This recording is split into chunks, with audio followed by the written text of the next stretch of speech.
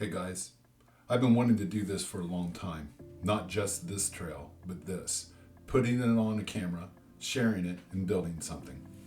This is the first video of what I plan to make into a channel about getting after it.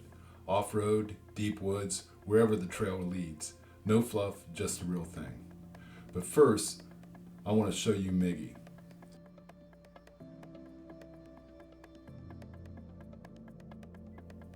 She's a 2021 Eco Diesel. She has a 4-inch Ready Lift lift on 37-inch Netto mud terrain tires mounted on a 17-inch beadlock fuel wheels. I have her loaded with everything I need to do self-recovery because I normally run trails and explore by myself, and being self-sufficient is really important to me. And honestly, it's part of the rush of doing this. Full build walkthrough in a future video, but right now we've got a mountain to climb.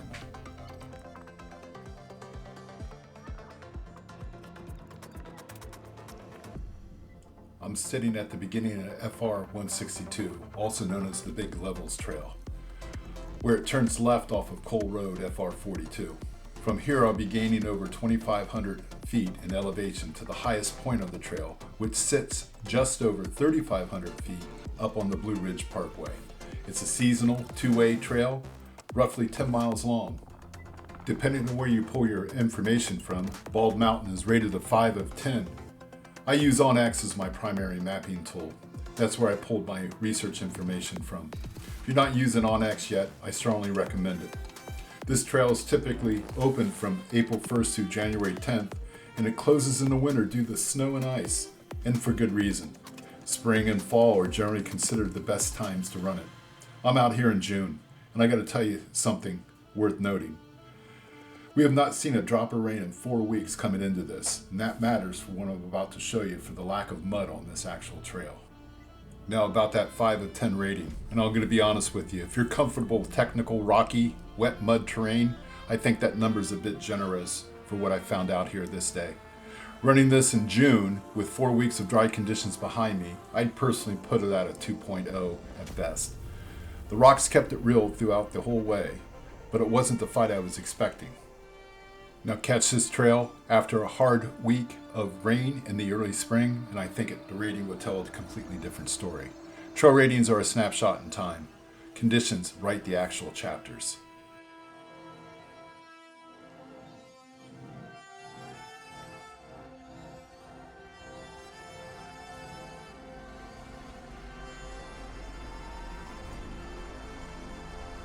So now, let me speed the video up and quit running my yap and let you guys enjoy the trail ride that took me 3.5 hours to run.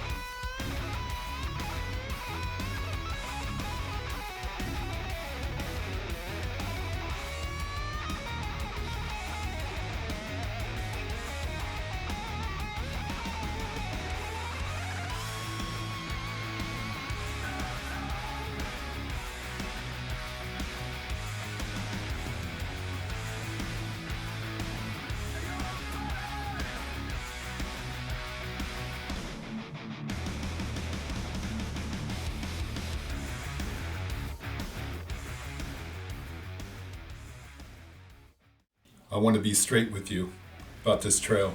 It gets narrow. Pine trees and mountain laurel are pressed in tight on both sides almost the entire way.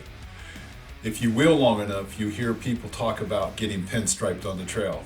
Those are the fine scratches the branches will give you and leave down the side of your rig.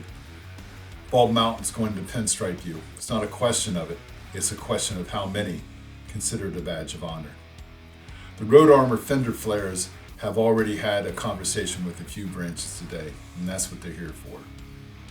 Cell signal coming up from the bottom is actually decent for most of the trail, but plan on losing it the last few miles as you push towards the parkway. I run a wee boost in the Gladiator and to help pull in whatever signal is available out there. It makes a real difference, but no booster in the world is going to help you when there's simply nothing to boost. So here's how I handle it.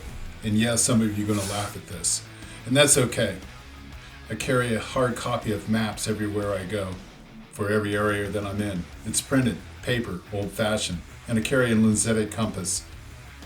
When technology fails, and eventually it will, you need to know where you are and how to get out. A dead phone or lost signal doesn't change the terrain. Navigation is a skill, it's not a map. Bald Mountain was a fun trail.